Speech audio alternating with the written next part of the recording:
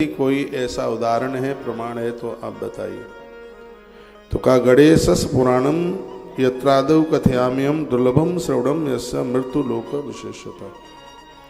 इस मृत्यु लोक में गणेश पुराण की कथा बहुत दुर्लभ है, ऐसा श्री व्यास जी ने लिखा है। बहुत ही ज्यादा पुण्य उदित हो तभी यह सौभाग्य प्राप्त हो सकता है।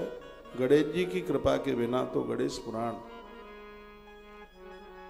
सुनने को मिल ही नहीं सकता। वो कहते हैं यस्य श्रवण मात्रेण कृतो भवेन्नर। गणेश पुराण की कथा सुनना तो बहुत बड़ी बात है। यदि इसका कोई स्मरण भी कर ले, ये सोच ले कि हमें गणेश पुराण की कथा सुननी है, इतने में ही उस जीव के ताप प्रताप संताप समाप्त हो जाता। लड़ुए का चिंतन करने से मुंह मीठा नहीं होता, मिश्री का चिंतन करने से मुंह मीठा नहीं होता, लेकिन भगवान का चिंतन करने से पाप जरूर कट जाते हैं। इसलिए तो संसार के भोग और ईश्वर की कृपा में यही तो अंतर है। यस्य श्रवण मात्रेण कृतो भवेन्नर प्रभावमस्याः गदितं निःशेषः चतुर्मुखः। स्वयं विधाता ब्रह्मा इस बात को कहते हैं, चार मुंह वाले ब्रह्मा जी कहते हैं कि धरती पर गणेश पुराण की कथा बहुत विशेष है। यदि कोई भी इस गणेश पुराण की कथा एक नियम और विधि के साथ सुन लेता है, वो चाहे स्त्री हो चाहे पुरुष, उसने जो संकल्प लिए हैं वो पूरे हो जाएंगे। इसलिए तो कल मैंने आपको कथा शुरू करने से पहले अपने इस पूजा के कक्ष में से बोला था, आपका जो भी कोई संकल्प है, आप जजमान बने हैं, कथा आप सुन रहे हैं, उस संकल्प को बस आप स्मरण याद कर लीजिएगा। देखिए कि भगवान गजानंद आपके कार्यों को कैसे पूरा करते हैं। गणेश स्वरूपम नु वक्तुम केनापि शक्यते। गणेश जी के स्वरूप का वर्णन 100 सालों तक भी नहीं किया जा सकता। पाखंड नाम नास्तिका नाम न भवेत पाप कर्म नाम। जो पाखंडी हैं, दिखावा करते हैं, ऐसे लोगों के ऊपर गणेश जी की कृपा नहीं होती। यदाज्ञा, जो शास्त्रों की आज्ञा का पालन करते हैं, उनके लिए गणेश जी की कथा किसी वरदान से कम नहीं है। यम पूजयंती सतम ब्रह्मेशा इंद्र विष्णुवा। इतनी बढ़िया बात कही है। पर डे प्रत्येक दिन देवराज इंद्र, भगवान विष्णु और स्वयं विधाता, ये देवता पर डे भगवान गणेश जी की पूजा करते हैं, उनके ऊपर दूर्वा चढ़ाते हैं। याद रखना, माँ दुर्गा को कभी दूर्वा नहीं चढ़ती, गणेश जी को तुलसी नहीं चढ़ती, सूर्य भगवान को अकौआ का फूल नहीं चढ़ता, किसी भी देवता पर टूटे चावल नहीं चढ़ते, किसी भी देवता पर टूटे चावल नहीं चढ़ाए जाते। पूजा में साबुत चावल लीजिएगा। पानी में डुबा हुआ निचुड़ता हुआ फूल किसी भी भगवान को चढ़ता नहीं है। जलते हुए दिए को कभी भी फूंक मार के बुझाया नहीं जाता है। दिए से कभी धूप बत्ती वगैरह नहीं जलाई जाती। पत्नी को भूल करके भी पूजा में बाईं तरफ नहीं बिठाया जाता। ये बातें हमारे ग्रंथों के अंतर्गत वर्णित की गई हैं। पानी पंच पात्र है, बाएं हाथ पर रखिए। जलता हुआ दिया दाएं हाथ पर रखिए। देखो, ये पानी का जो पंच पात्र है, मैं बाएं हाथ पर रखता हूं, दिया दाहिने हाथ पर, पंच पात्र बाएं हाथ पर।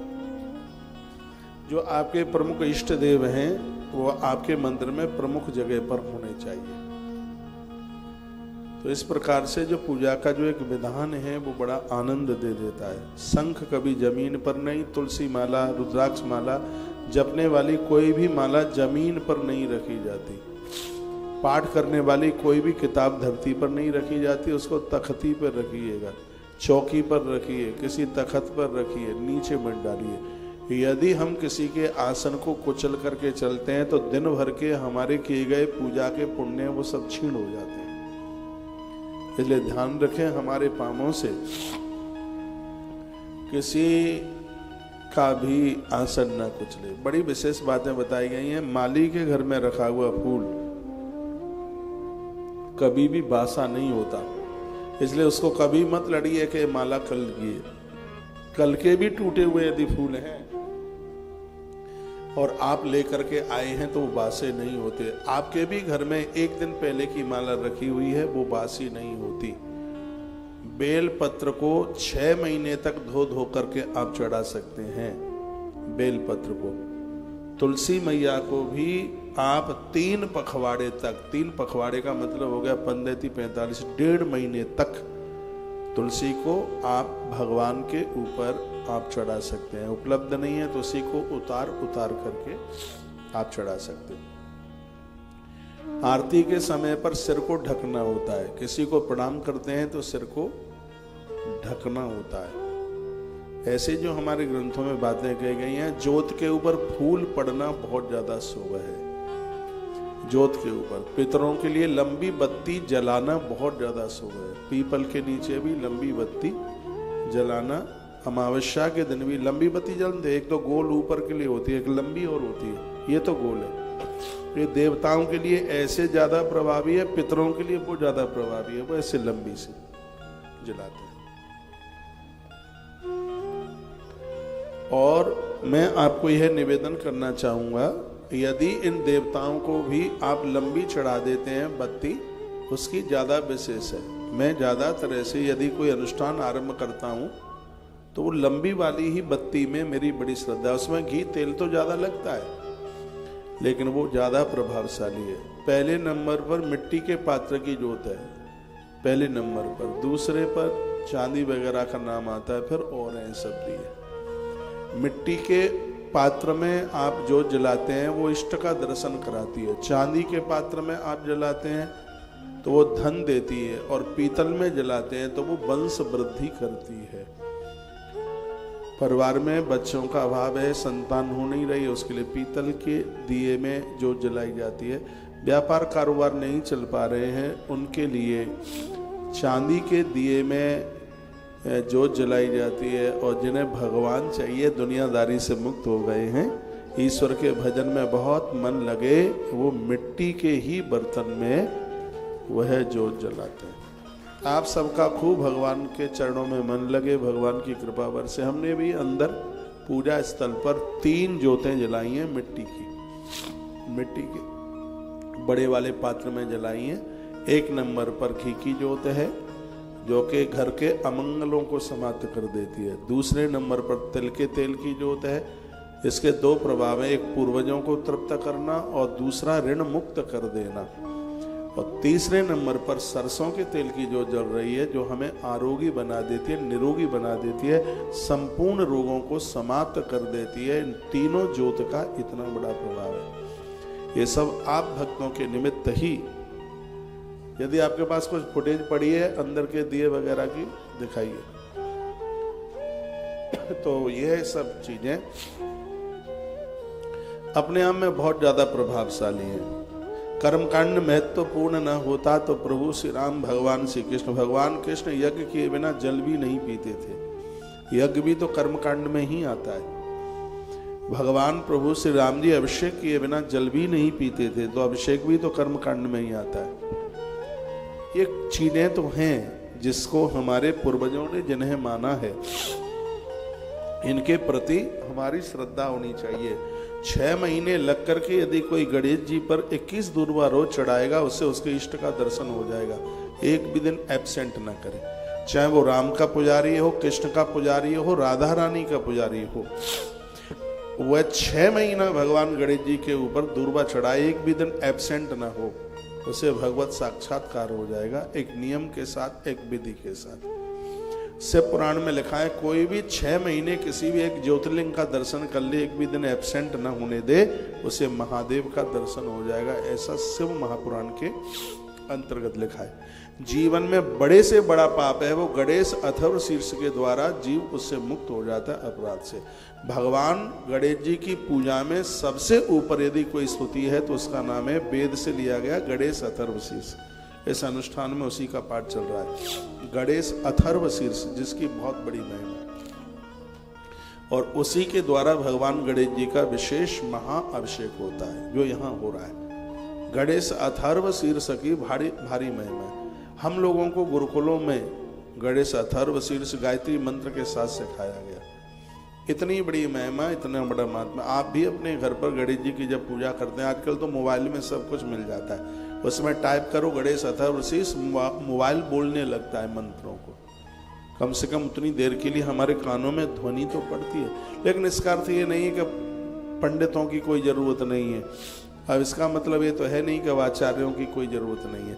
आचार्यों के अभाव में आप मोबाइल को प्रयोग में आप ले सकते हैं। आप भगवान गणेश जी की आराधना आप सुने, मैंने आज ही बोला है कि गणेश जी सिंदूर चढ़ाने से, गुड़ का भोग लगाने से और ताम्र पात्र में पान का पत्ता रखने से, पान का पत्ता नहीं हो तो तांबे का पात्र, तांबे के पात्र से, ये दो देवता ऐसे हैं जिन्हें ताम्र पात्र बहुत ज्यादा भाता है, एक सूर्य और एक गणेश।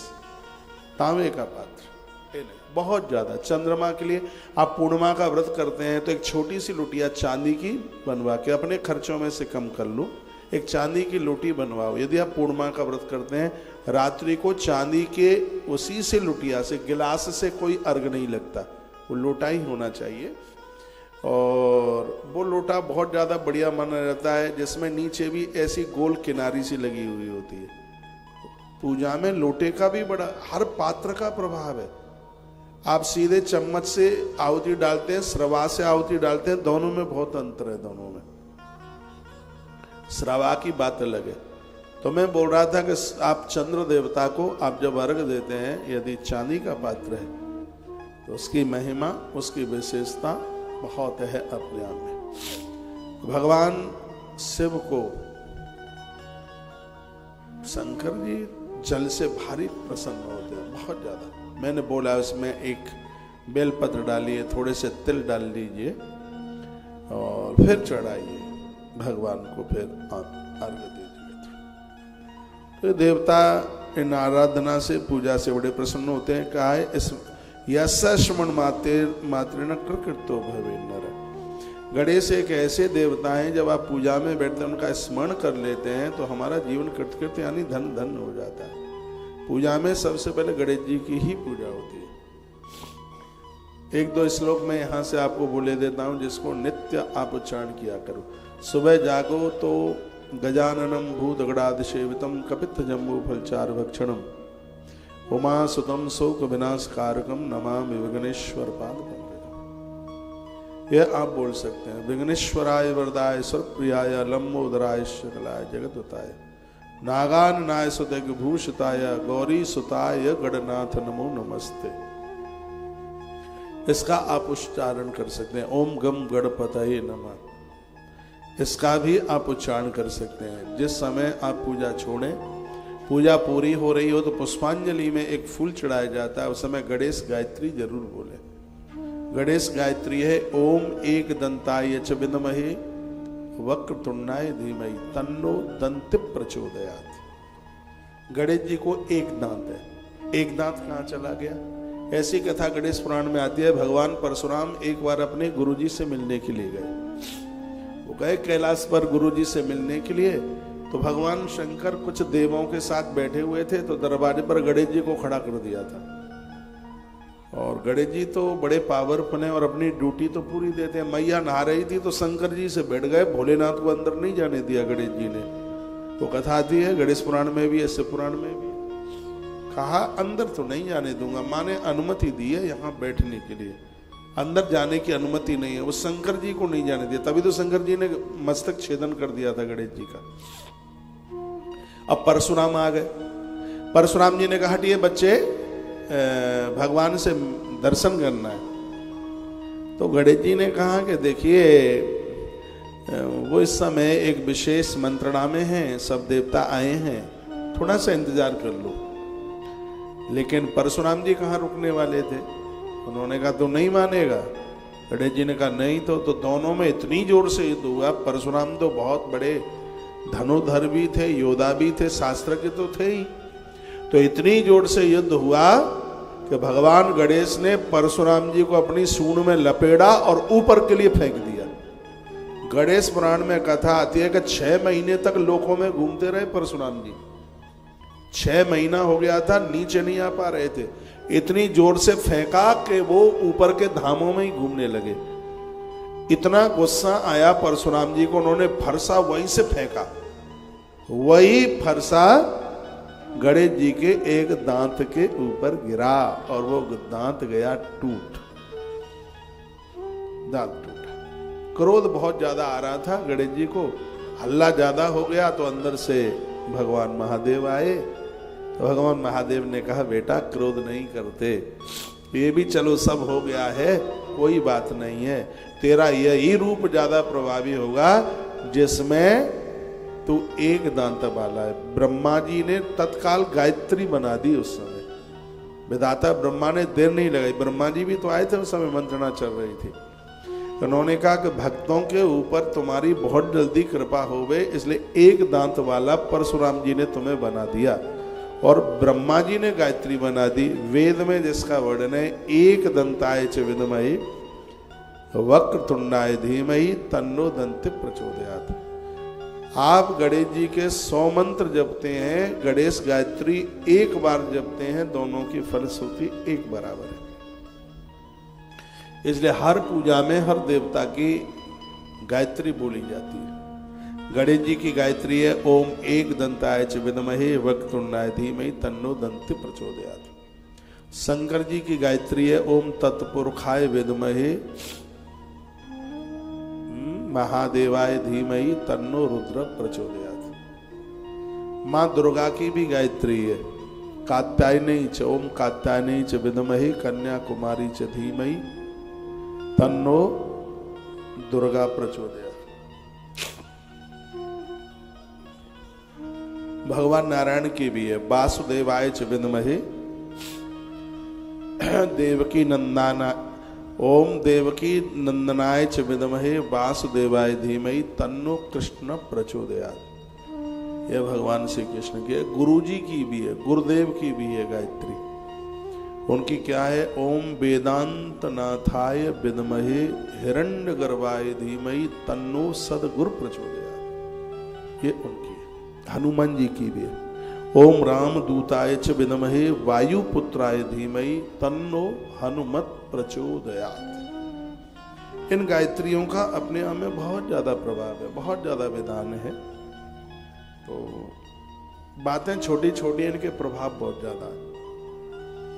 आज मैंने एक बहुत वजनिक बात कही है, वो बात यह है कि 6 महीना आप दूर्वा गिल लें, 21 दूर्वा इकट्ठी करके उसको एक बनाए, नीचे से उसको कलम। आजकल हम पूजा ऐसे ही कर रहे हैं।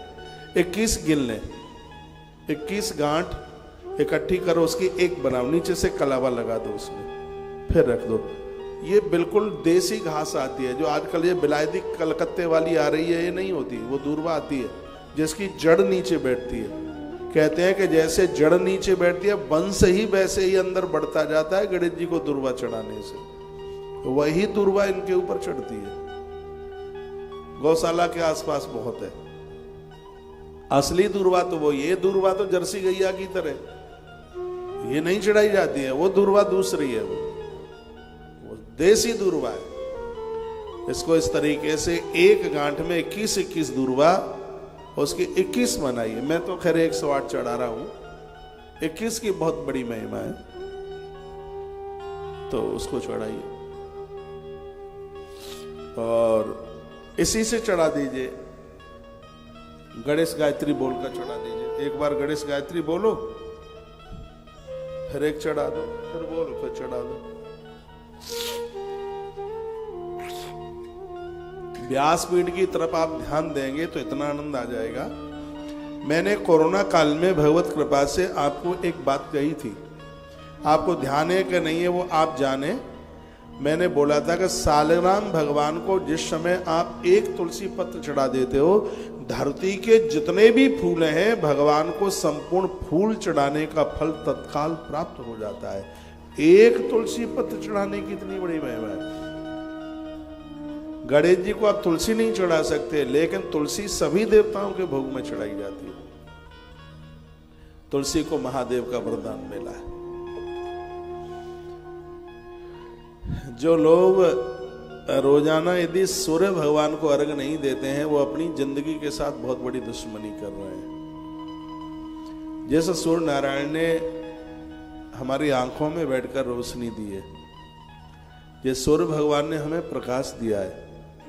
एक लोटा जल देकर उन्हें तभी हम ऋण मुक्त होते हैं। सूर्य भगवान इस जल का क्या करते हैं? सूर्य भगवान इस जल को उठा करके सांबर्तक नाम के मेघों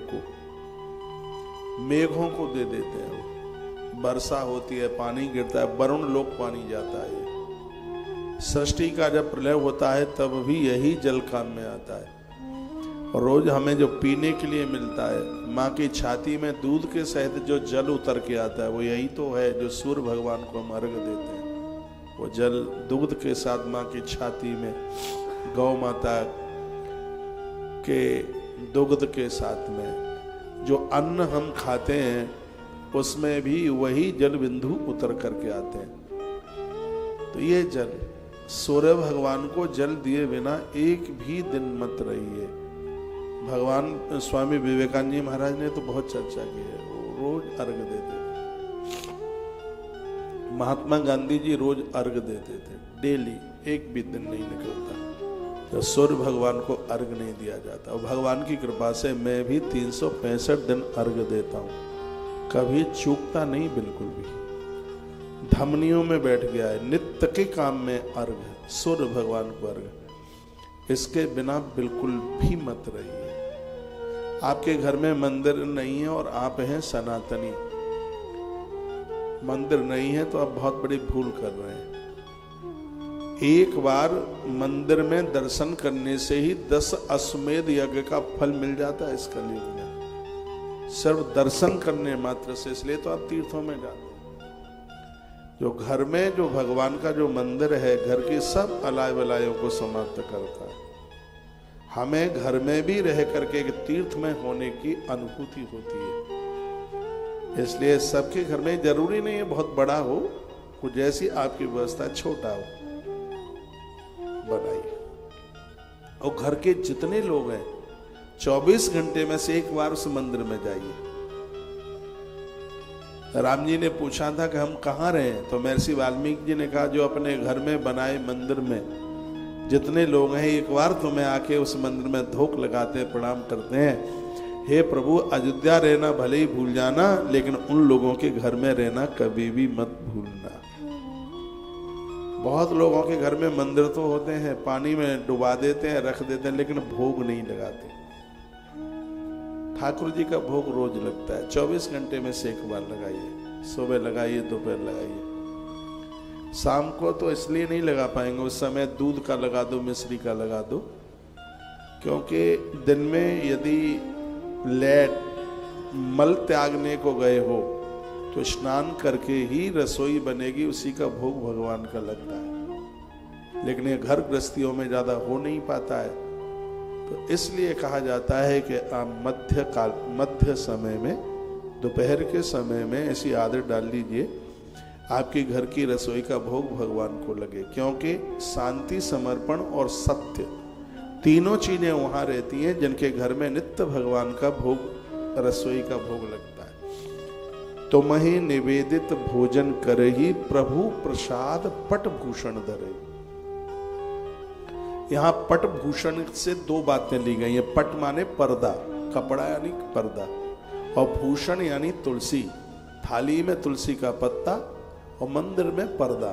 पर्दा नहीं है तो उतनी देर के लिए नेत्र बंद कर लीजिए, भगवान का आह्वान कीजिए, फिर ठाकुर जी को भोग लगाइए।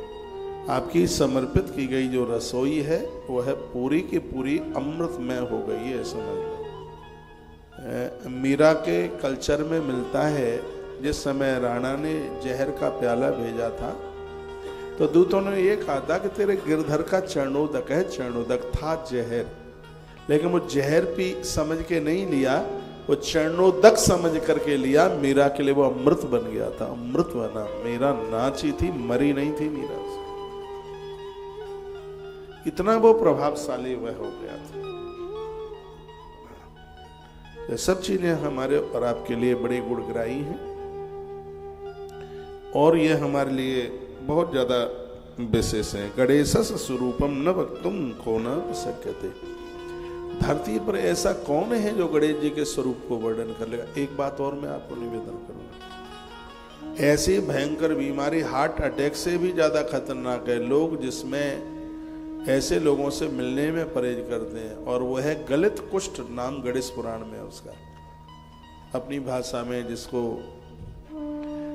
कुष्ठ रोग कह देते हैं, इसमें तो घर के लोग ही परहेज करते हैं मिलने। और ये ऐसी बीमारी है कि कभी कभी तो ये वंश परंपरा में चल के आ जाती है। तो इसी गणेश पुराण में वर्णन है कि जो भगवान गजानंद का भक्त है, गणेश जी का पुजारी है, वो ऐसी असाध्य बीमारियों से वो बच जाता है। ये बीमारियां उसके पास नहीं आती। आप किसी भी देवी देवता के पुजारी किए हुए, प्लीज प्लीज प्रार्थना प्रार्थना प्रार्थना अपने घर में गणेश जी को जरूर बैठाइए। मेरे निवेदन पर 1 वर्ष के लिए गणेश चौथ कर लो। 2 व्रतों पर, 3 व्रतों पर मैं बहुत जोर देता हूं, एक 11 और एक प्रदोष और एक गणेश चौथ। ये विशेष माताओं के लिए तो पूर्णिमा तो है ही, लेकिन गणेश चौथ बड़ी अद्भुत है। मैं अभी 1 आध दिन में आपको साल में पढ़ने वाली हर चौथ की कथा सुनाऊंगा। जैसे आज अंगारक चौथ की मैं बात कर रहा था, जो मंगलनाथ है ना उज्जैन में, ये उनके द्वारा चिंतामण गणेश प्रकट हुए।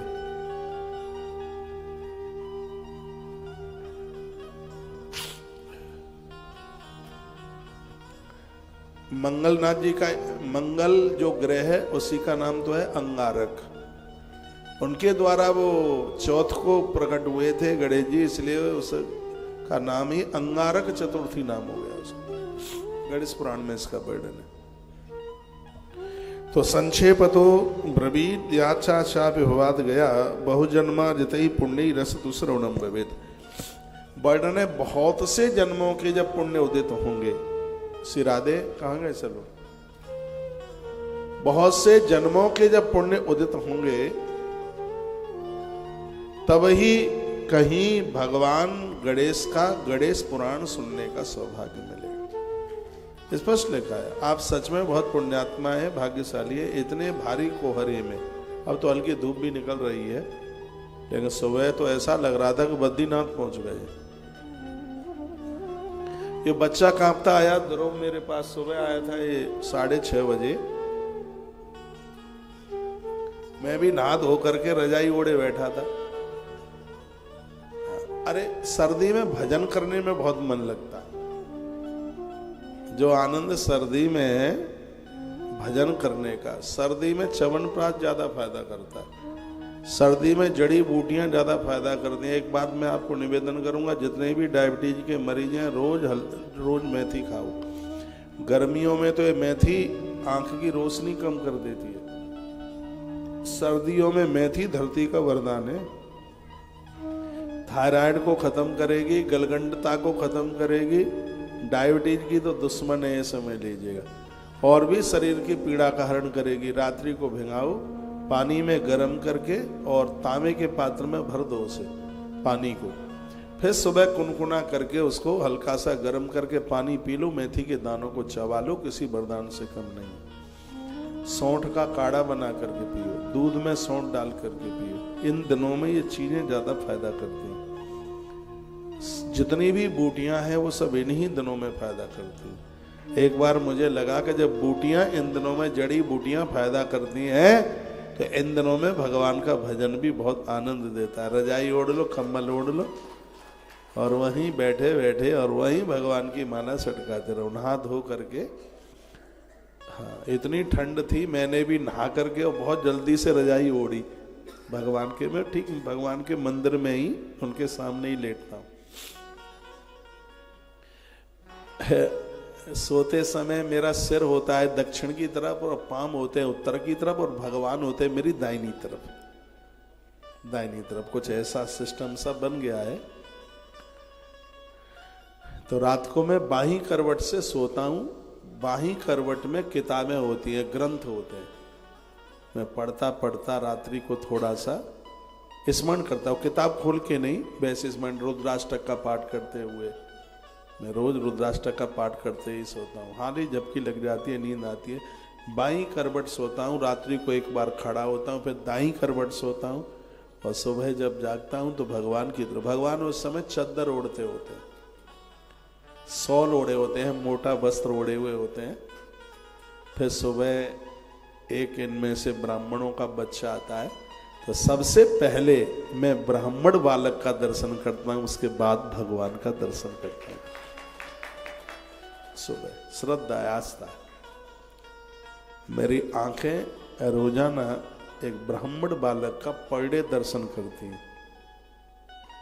पहले उसका दर्शन करके फिर घंटी उठा करके सौल उठाई, फिर ठाकुर जी का दर्शन किया। इससे भगवान और राजी होते हैं, खुश होते हैं।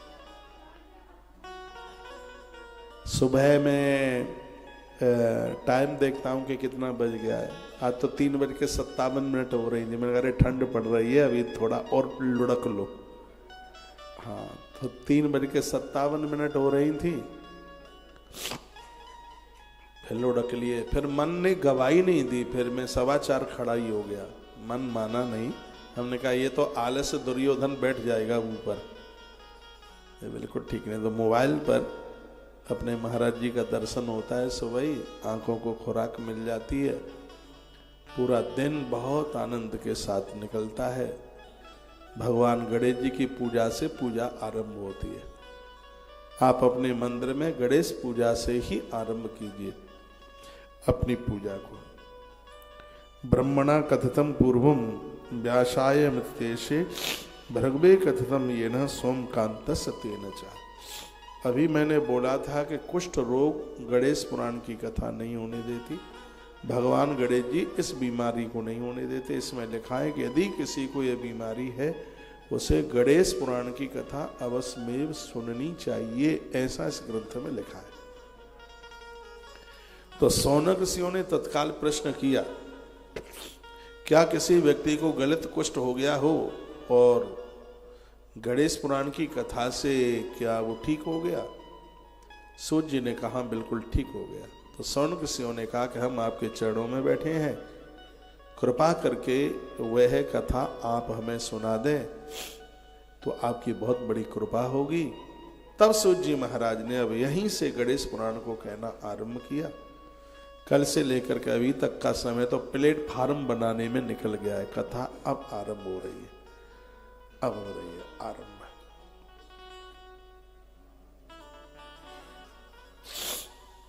श्री राधे।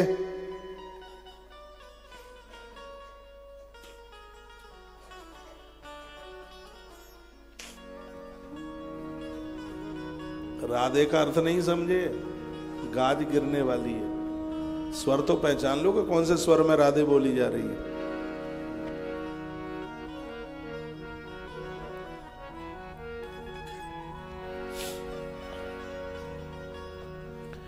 ये तो गोरा के गणेश, ये तो गोरा के गणेश, हाथ पांव ये छोटे छोटे मटका जैसो पेट।